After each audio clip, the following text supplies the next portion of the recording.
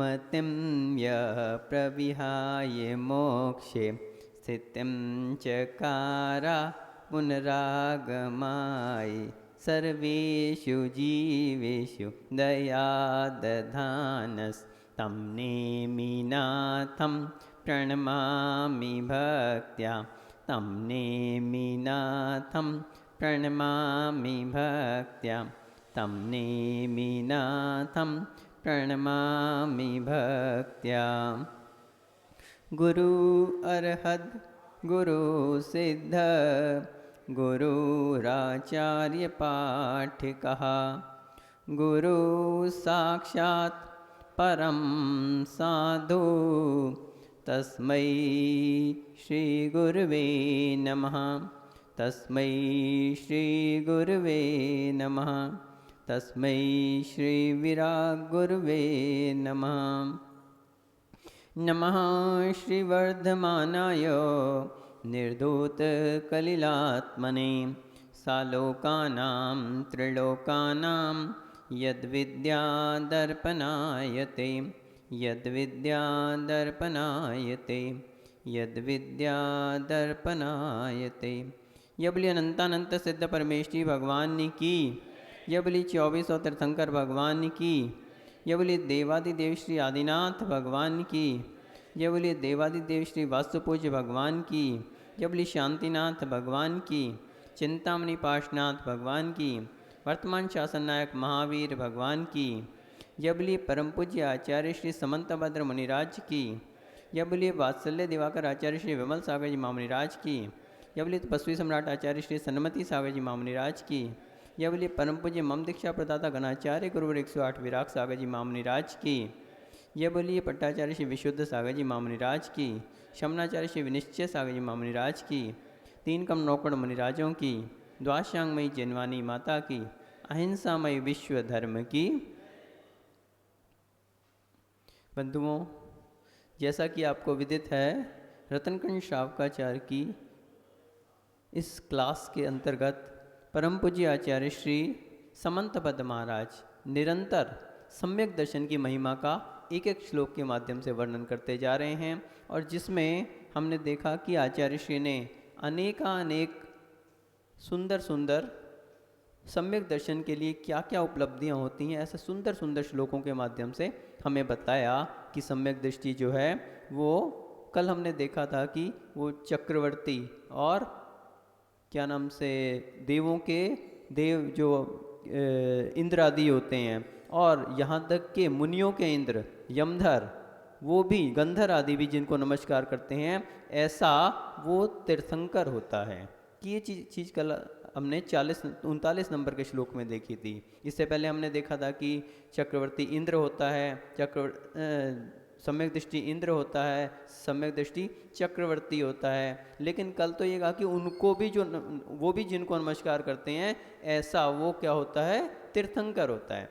और आज आचार्य श्री उससे भी आगे ये बात कह रहे हैं कि शिवम, क्या कहा, शिवम, कहाँ गया शिवम, तो शिवम यानी कि मोक्ष पद को भी कोई प्राप्त करता है तो वो कौन होता है, शिवम यानी कि मोक्ष पद को प्राप्त करने वाला, शिव यानी मोक्ष पद, तो मोक्ष पद को भी प्राप्त करने वाला कौन होता है, सम्यक दृष्टि जीव होता है। तो ऐसा आज शिव पद का यानी शिवम का यहाँ पर वर्णन चलेगा। श्लोक नंबर 40 के माध्यम से आचार्य श्री आज ये बतलाने जा रहे हैं कि सम्यक दृष्टि ही शिव पद को प्राप्त करता है। सभी लोग हाथ जोड़ लेंगे। शिव मजर मरुज मक्षय, शिव मर्जर मरुज मक्षय, मव्याबाधम विशोक भय शंकम, मव्याबाधम विशोक भय शंकम, काष्ठागत सुख विद्या, काष्ठागत सुख विद्या, विभवं विमलं भजन्ति दर्शन शरणः, विभवं विमलं भजन्ति दर्शन शरणः, शिवमजरमरुजमक्षय मव्याबाधं विशोकभय शङ्कं काष्ठागतसुखविद्या विभवं विमलं भजन्ति दर्शन शरणः।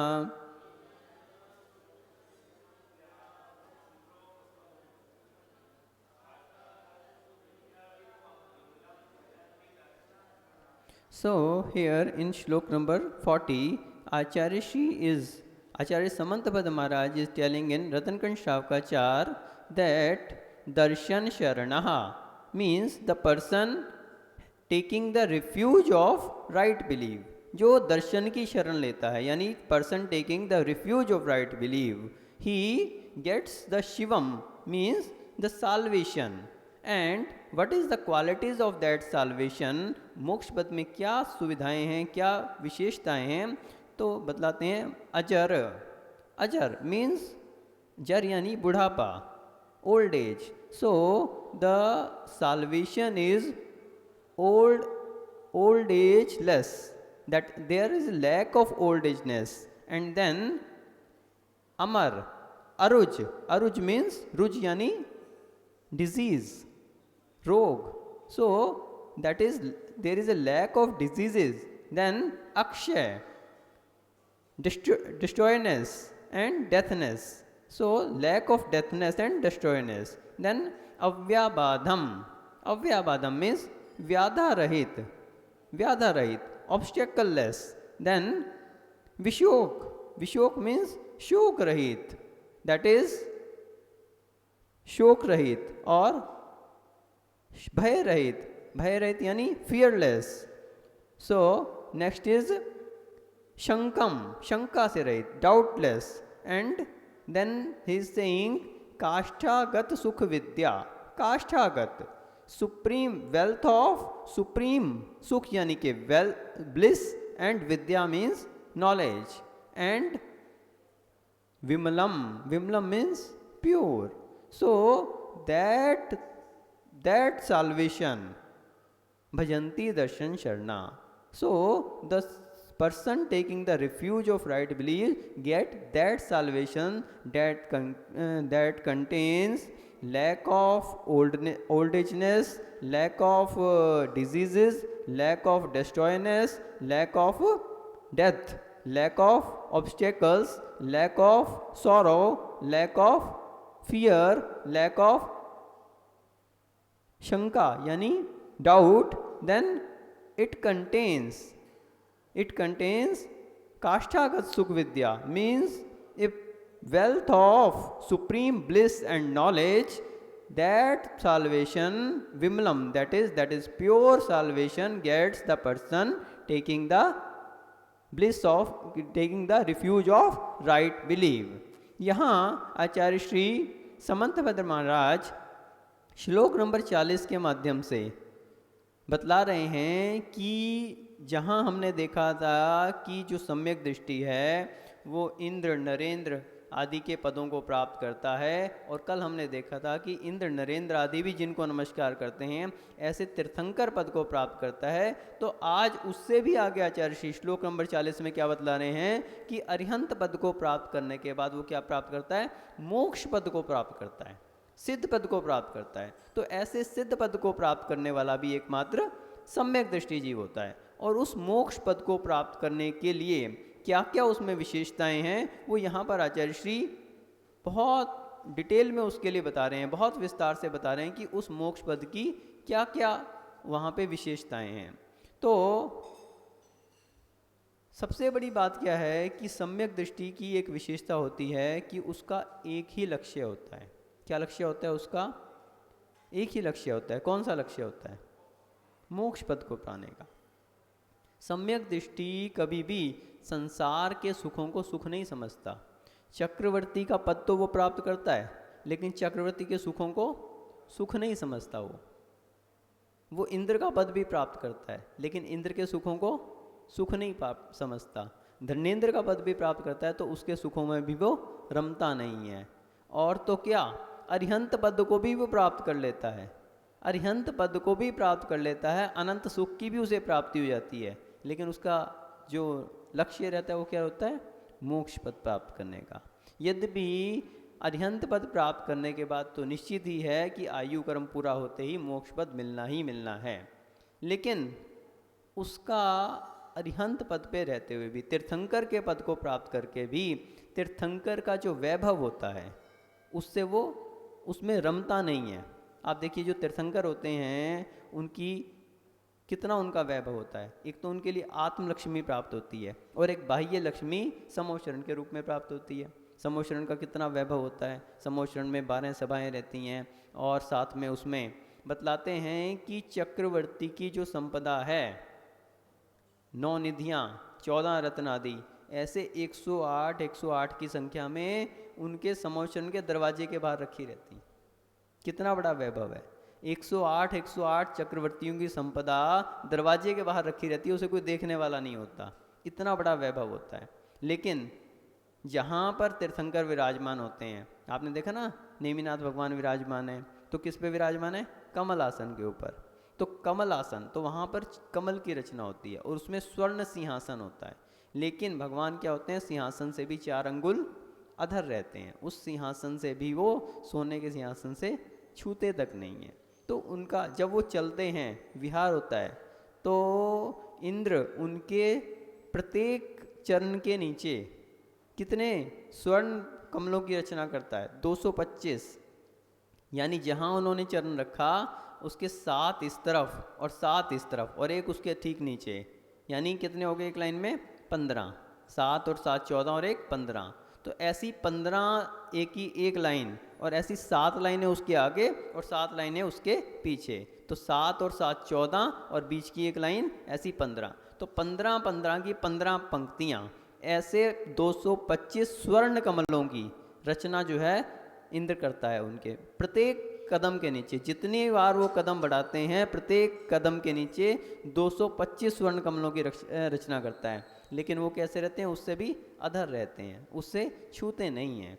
तो ये कहने का अर्थ ये है कि जो सम्यक दृष्टि है, अरिहंत पद को भी प्राप्त कर लिया, लेकिन अरिहंत के भी जो बाह्य वैभव है उससे उसको कोई भी वास्ता नहीं रहता। वो तो एकमात्र निज आत्म वैभव में सुख को प्राप्त करता है। और उसी आत्म वैभव को पाने के लिए जो कहाँ पे मिल सकता है?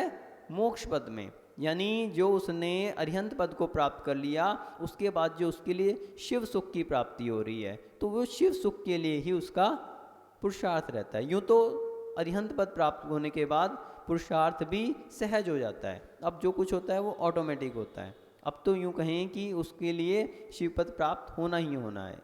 तो लेकिन कहने का यह था कि उसकी आसक्ति कभी भी संसार के सुख में कभी भी नहीं रहती। तो मोक्ष सुख की प्राप्ति के लिए उसका पुरुषार्थ रहता है, मोक्ष सुख की प्राप्ति के लिए वो सारे कार्य करता है। मुनिजन भी होते हैं, वो जितने भी कार्य करते हैं वो किस लिए करते हैं? सकल कर्मश्यार्थम। क्या करते हैं? सकल कर्मश्यार्थम। आप देखिए हम प्रतिक्रमण करते हैं तो क्या करते हैं? अथ रात्रिक प्रतिक्रमण क्रियायाम पूर्वाचारण्य क्रमेण सकल क्रमश्यार्थम भाव पूजा वर्णा स्वस्मेतम श्री सिद्ध भक्ति काय सर्गम क्रम्यम।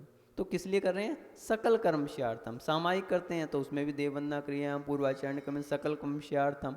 सकल कर्मश्यार्थम प्रत्येक विज्ञप्ति में, कहीं रात्रि योग प्रतिष्ठापन करते हैं, कहीं निष्ठापन करते हैं, आहार के लिए उठते हैं तो उसके लिए भक्ति करते हैं, सभी में क्या बोलते हैं? सकल कर्मश्यार्थम। यहाँ तक कि चलते भी हैं तो कैसे चलते हैं? इरिया समिति से चलते हैं। वहाँ पे भी क्या भाव है? कहीं हमारे लिए कर्मों का बंध ना हो। आहार भी करते हैं तो कैसे करते हैं? ईष्णा समिति को पालन करते हुए। वहाँ पे क्या लक्ष्य है? कि हमारे लिए कर्मों का बंध ना हो। और आहार करते भी क्यों हैं? ताकि हम अपनी साधना कर सकें। एक व्यक्ति होता है वो खाने के लिए जीता है और एक जीने के लिए खाता है। तो मुनिराज कैसे होते हैं? जीने के लिए खाते हैं ताकि हम इस जीवन में, मनुष्य जीवन जो हमें मिला है, इससे साधना कर सकें, इसलिए आहार करते हैं। आहार में रमते नहीं हैं, खाने के लिए नहीं जीते, जीने के लिए खाते हैं। तो लक्ष्य क्या है? सकल कर्मश्यार्थम, वही मोक्ष सुख की प्राप्ति के लिए। तो सम्यक दृष्टि की ये भावना होती है कि मेरे कर्मों का क्षय हो, कैसे भी मुझे मोक्ष पद की प्राप्ति मिले। अब ये मोक्ष सुख कैसा है वो यहाँ पे आचार्य श्री बतला रहे हैं कि उस मोक्ष सुख की क्या विशेषताएं हैं। तो यहाँ पे बतलाते हैं शिवम, यानी कि मोक्ष सुख। मोक्ष सुख जो है वहाँ पे क्या क्या है? अजर, अजर, जर यानी बुढ़ापा। तो जहाँ पे बुढ़ापा नहीं है, सिद्ध भगवान कभी बूढ़े नहीं होते। आपने देखा कभी सिद्ध भगवान को बूढ़े हुए कोई पहली बात तो उनका शरीर ही नहीं होता। जब शरीर ही नहीं होता तो फिर बूढ़े होने का काम ही नहीं होता कोई, तो कभी बूढ़े नहीं होते। तो अजर है वो। और फिर क्या बताया? अरुज। अरुज, रुज यानी रोग। तो रोग किस में होते हैं? शरीर में होते हैं। अब जिनका शरीर ही ना हो, ज्ञान स्वरूपी, आपने देखा ज्ञान शरीरी शेडल्ला में आता है ना, अब वो ज्ञान शरीरी है, उनके रोग कहाँ से हो जाएगा? ये जो हमारा औदारिक शरीर है इसमें तो रोग होते हैं। और कितने रोग होते हैं कोई बता सकता है? शरीर के अंदर कितने रोग होते हैं? असंख्यात नहीं होते। 5,68,99,584 रोग। कितने? 5,68,99,584। तो इतने इतने रोग यहाँ पे शरीर में बतलाए गए हैं। और एक एक अंगुल में, अंगुल यानी ये जो अंगुल है पूरा अंगुल नहीं लेना, इसका मात्र एक पौरा, एक पौरा जो है ये एक अंगुल कहलाता है। तो ऐसे प्रत्येक अंगुल में 96 रोग हैं। कितने रोग हैं? 96 रोग हैं। तो टोटल कितने हैं? 5,68,99,584 रोग पूरे शरीर में होते हैं। लेकिन किस शरीर में होते हैं? यही औदारिक शरीर के अंदर। जो सिद्ध परमेष्टि में ज्ञान शरीर ही हैं। सभी प्रकार के शरीरों से 5 प्रकार के शरीर होते हैं। कौन कौन से बता सकते हैं कोई? औदारिक, वैक्रिक, कार्मन, तेजस और औदारिक, वैक्रिक, आहारक, तेजस और कार्मन, ये 5 प्रकार के शरीर होते हैं, जिसमें से 2 शरीर हमेशा लगे रहते हैं। औदारिक शरीर और वैक्रिक शरीर तो बदलते रहते हैं। देव प्रयाण में गए तो वैक्रिक मिल गया, नारकी बने तो अशुभ वैक्रिक मिल गया, कभी मनुष्य गति में आए, त्रिंज गति में आए तो औदारिक शरीर मिल गया। तेजस शरीर जो है वो किसका होता है? तेजस रिद्धिधारी जो मुनिराज होते हैं उनका होता है। लेकिन 2 शरीर ऐसे हैं जो अनादि संबंधे च, जिनके लिए तत्वार्थ सूत्र में क्या कि हमेशा से हैं, अनादि संबंध है उनका आत्मा से। कौन कौन से? औदारिक, वैक्रिक, आहारक। आहारक तो होता है मुनिराज का, आहारक रिद्धिधारी। लेकिन तेजस और कार्मन, तेजस और कार्मन शरीर एक ऐसे हैं जिनका अनादि संबंध है, जो अनादि काल से जिनका संबंध बना हुआ है आत्मा से, वो कभी छूटते नहीं है। लेकिन सिद्ध परमेष्टि इस तेजस और कार्मन शरीर को भी समाप्त कर देते हैं। तेजस शरीर जो शरीर में कांति देता है, और कार्मन शरीर ये जो 8 कर्मों का शरीर है, सबसे बड़ी जड़ क्या है? यही है, ये 8 कर्म जो लगे हुए हैं, ये इसका 8 कर्मों का जो कार्मान शरीर है, ये सबसे बड़ी समस्या है। लेकिन मोक्ष में इसका भी समाप्त हो जाता है। जो सिद्ध परमेष्टि होते हैं वो 8 कर्मों से भी मुक्त हो जाते हैं। तो वहाँ पे बताया कि अरुच, जब शरीर ही नहीं है तो रोग का भी कोई कारण नहीं है। फिर क्या कहा? अक्षय। क्या कहा? अक्षय। अक्षय यानी कि जिसका क्षय ना हो, जो कभी डिस्ट्रॉय ना हो, जिसका कभी नाश ना हो। आपके औदारिक शरीर हैं, कैसे हैं? समाप्त हो जाता है। आयु पूरी हुई तो समाप्त हो जाएगा। देवों को यद्यपि अमर बोलते हैं कि वो कभी मरते नहीं है, लेकिन उनकी भी हमने बताया था कि आयु निश्चित होती है। उस आयु के पूर्ण होने पे उन्हें भी वो शरीर छोड़ना पड़ता है। तो वो भी कैसा है? अक्षय नहीं है। वो भी एक दिन, भले कितनी लंबी आयु हो, लेकिन एक दिन समाप्त होता है। लेकिन देवों के लिए, इनके लिए, सिद्धों के लिए क्या कहा कि कितना भी कुछ हो जाए, एक बार आपने सिद्ध पद को प्राप्त कर लिया तो वह सिद्ध स्वरूप कभी समाप्त नहीं होता। कितना भी कुछ हो जाए, दुनिया में कुछ भी होता रहे, अब उन्हें किसी से कोई मतलब नहीं। कहते हैं ना भगवान अवतार लेते हैं, तो भगवान अवतार लेते हैं इसका मतलब ये नहीं कि वो सिद्धालय से आते हैं।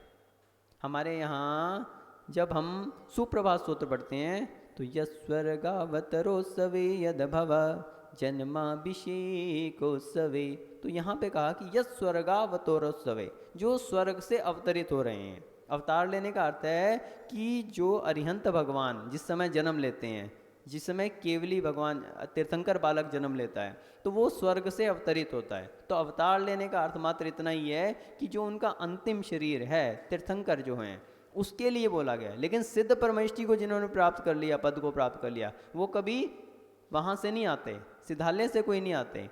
तो सिद्ध बन जाने के बाद कभी भी उसका क्षय नहीं होता, अक्षय होते हैं। कहते हैं, यही रतनगंज शावकाचार्य में आगे आएगा, श्लोक नंबर 83 में, काले कल्पशते पिच गते शिवानां न विक्रिया लक्ष्याम उत्पादोपि यदि स्यात् त्रिलोक संभ्रांति कर्णपटु।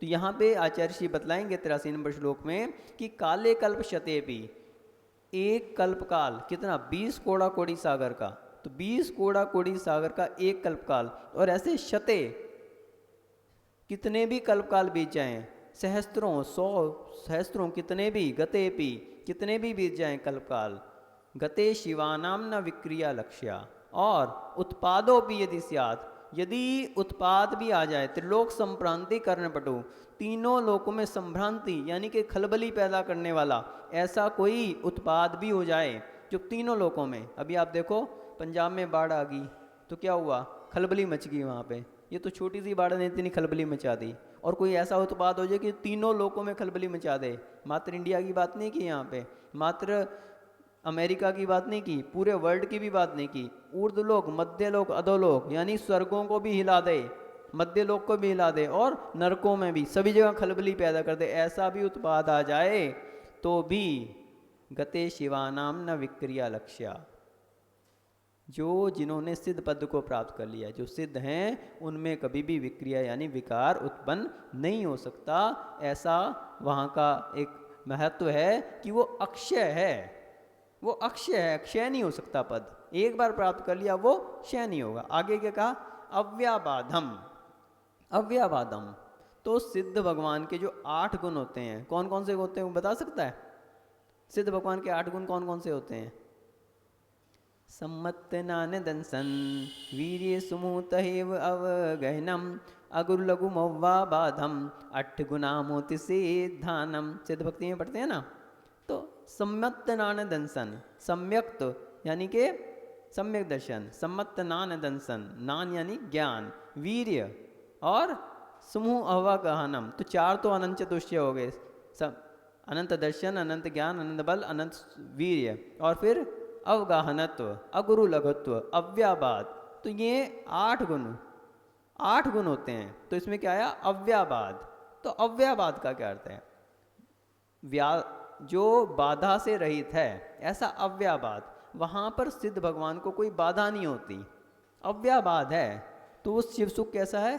अव्याबाद, वहाँ पे किसी प्रकार की बाधा नहीं। आपको तो बहुत सारी बाधाएं हो जाती है ना, आज पेट दर्द हो गया, आज सिर दर्द हो गया, आज जो है छाती में दर्द हो गया, आज अमुक प्रॉब्लम हो गई, आज कैंसर हो गया, कहीं किसी को कोई डिजीज़ हो गया, कोई और भी परेशानी होगी, और भी बहुत सारी बाधाएं, विघ्न आ जाती हैं। कोई अच्छा काम करने लगे और पता लगा कि जी अमुक समस्या, हमने सिद्ध क्षेत्र सम्मेश शिखर जी जाने का प्रोग्राम बनाया और पता लगा कि रिश्तेदारी में कोई शादी वगैरह का काम आ गया, अब वो कैंसिल करना पड़ा, अथवा वो ट्रेन ही कैंसिल हो गई, अथवा कोई और समस्या खड़ी हो गई, कहीं और इधर उधर जाना पड़ा। तो बहुत सारी बाधाएं मनुष्यों के लिए प्राप्त हो जाती हैं।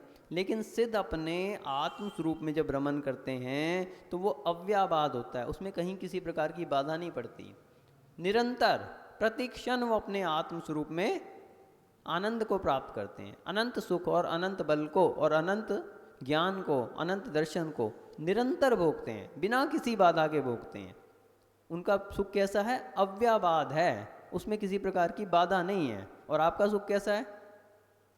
बाधा सहित है, बाधा सहित है। तो बाधा सहित होने से वो सुख वास्तविकता में क्या है? सुखाभास है, सुख ही नहीं है।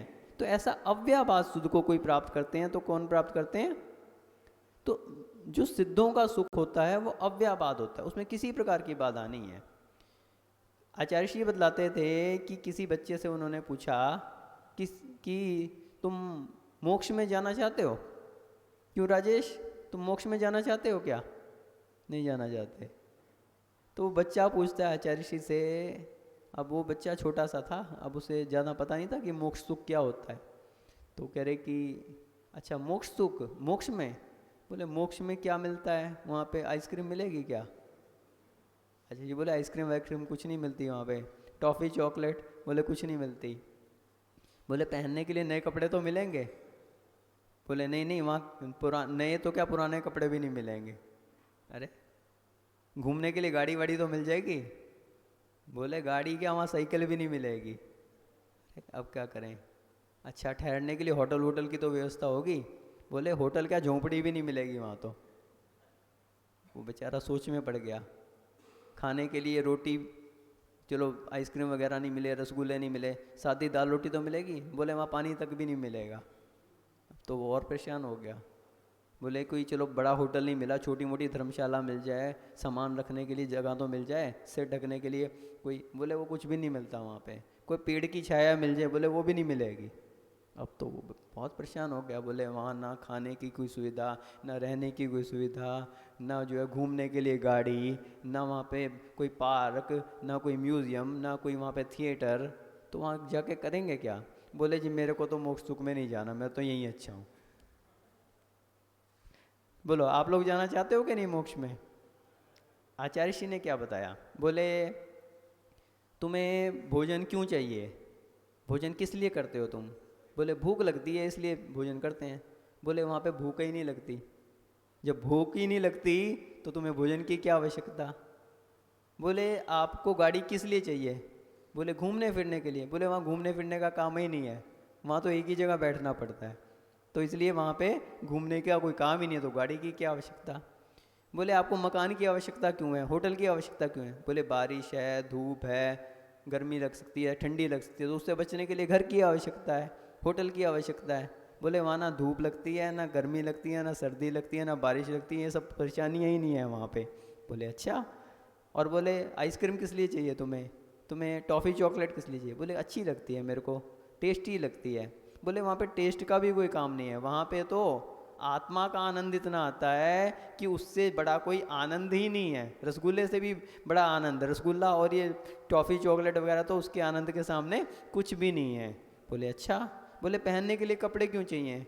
बोले शरीर को बचाने के लिए कि मच्छर काटते हैं, कोई ठंड लगती है, कोई इन सब से बचाने के लिए। बोले वहाँ पे ना कोई मच्छर काटेगा, ना ही वहाँ पे ठंड लगेगी, ये सब समस्या ही नहीं है वहाँ पे। वहाँ तो एकमात्र निज आत्मा के आनंद में व्यक्ति प्रतिपल अपने निज आत्म वैभव में ही आनंदित होता है। तो कह रहा है अच्छा अगर ऐसी बात है तब तो मैं मोक्ष में जरूर जाना चाहूँगा। तो मोक्ष सुख कैसा है? अव्याबाद है, वहाँ पे किसी प्रकार की बाधाएं नहीं हैं। फिर क्या कहते हैं? विशोक। विशोक, विशोक यानी विशोक सागर जी का चातुर्मास हो रहा है ना, तो विशोक, विशोक नाम क्यों रखा आचार्य जी ने उनका? जो शोक से रहित हैं। आप देखना कभी विशोक सागर जी महाराज को, वो हमेशा जो है प्रसन्न रहते हैं और दूसरों को भी प्रसन्न रखते हैं, तो इसलिए उनका नाम विशोक रखा, जो शोक से रहित है। तो जो मोक्ष सुख है वो कैसा है? विशोक है, वहाँ पे शोक का कोई काम नहीं है। क्यों शोक क्यों होता है आपको? जब आपके किसी रिलेटिव की डेथ हो जाती है अथवा किसी को कोई परेशानी हो जाती है, अब वहाँ पे कोई रिलेटिव ही नहीं है, अपना शरीर ही नहीं है। अब जब अपना शरीर नहीं है तो दूसरे का कोई रिश्तेदारी का कोई मतलब ही नहीं। तो जब इस तरह की कोई समस्या ही नहीं है तो शोक का भी कोई काम नहीं है, तो विशोक है। फिर भय, भय, अब आपको भय क्यों लगता है? 7 प्रकार के भय से सम्यक दृष्टि रहित होता है। इहलोक भय, परलोक भय, वेदना भय, मृत्यु भय। अब वहाँ पे ये सब है ही नहीं, शरीर ही नहीं है। ये सब भय किससे जुड़े हुए हैं? शरीर से जुड़े हुए हैं।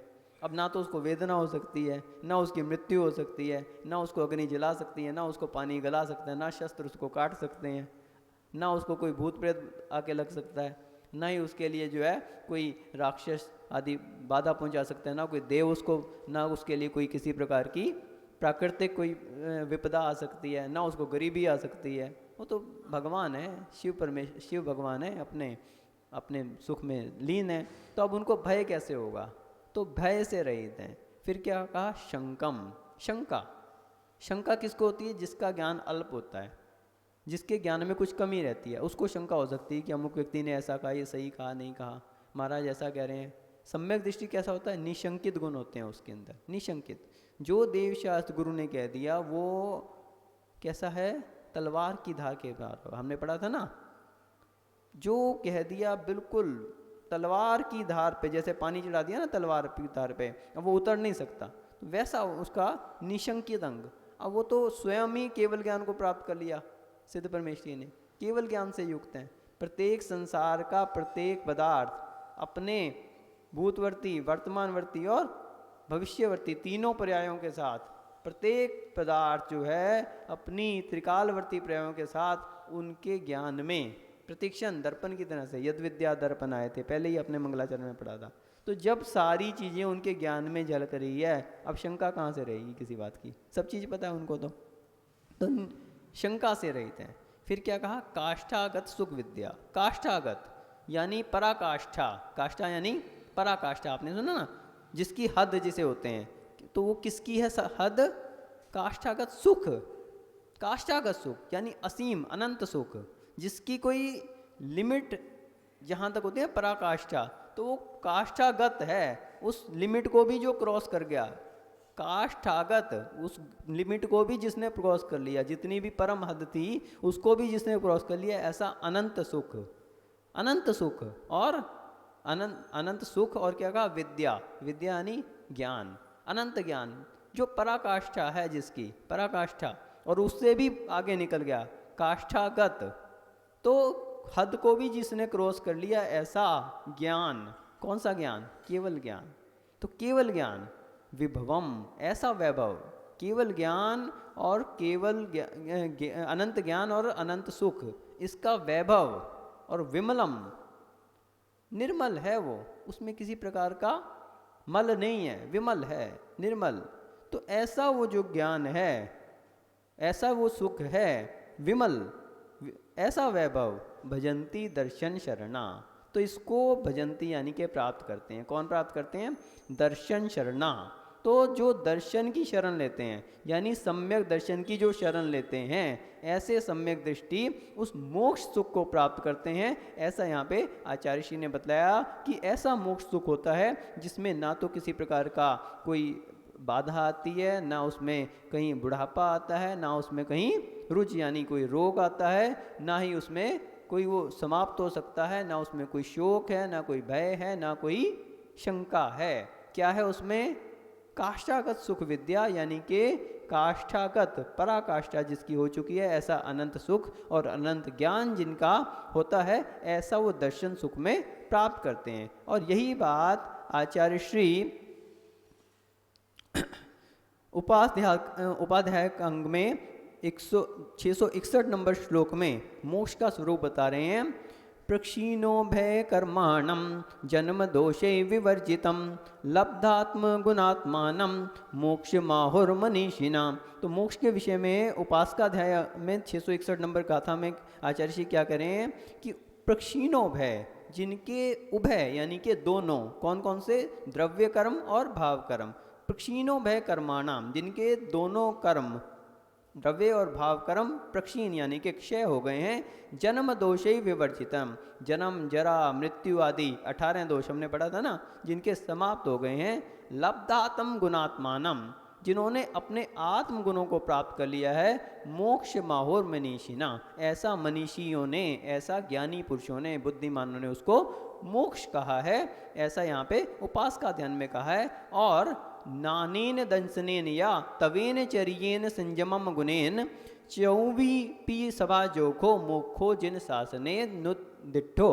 तो ऐसा बतलाया है कि ज्ञान, दर्शन, तप और चारित्र, ये संयम के जो 4 गुण हैं, ज्ञान, दर्शन और तप और चारित्र, ये 4 गुणों से सहित इनका जहाँ पर सभा जोगे, इनका जहाँ पे एकत्रित होते हैं, ये मुखो जिन शासने दिठो, ऐसा मोक्ष कहा गया है। किसमें? जिन शासन में। यहाँ पे ये 4 गुणों का समावेश होता है। उन 4 गुणों के समावेश को जिन शासन में मोक्ष कहा गया है, ऐसा मोक्ष सुख होता है। आप उस मोक्ष सुख को प्राप्त करने के लिए पुरुषार्थ करें और सम्यक दर्शन के माध्यम से एक दिन उस मोक्ष सुख को प्राप्त करके अपने जीवन को पावन और पुनीत बनाएं। इसी भावना से जब परम पूज्य गणाचार्य श्री 108 विराग सागर जी महामुनि राज की जय।